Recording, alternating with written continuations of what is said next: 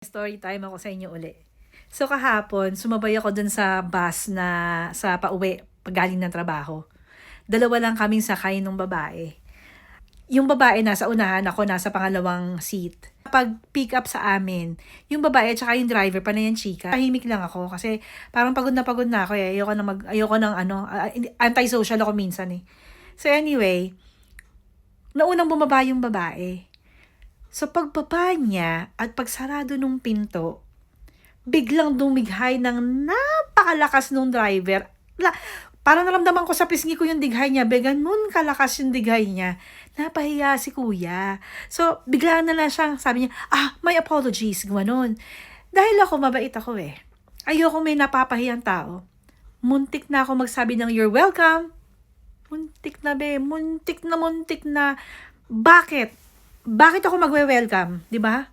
Nakakaya, 'di ba? Buti na lang talaga nagdadasal ako eh. Kasi ang prayer talaga hindi lang sa kapahamakan ka ipag-aadya, sa kahihiyan din, te. Kahihiyan. Nakakahiya. Buti na lang talaga. So nag-burp. You're welcome. Hello, bakit? So pag may nag-burp ba, ano dapat ang sagot? You're right.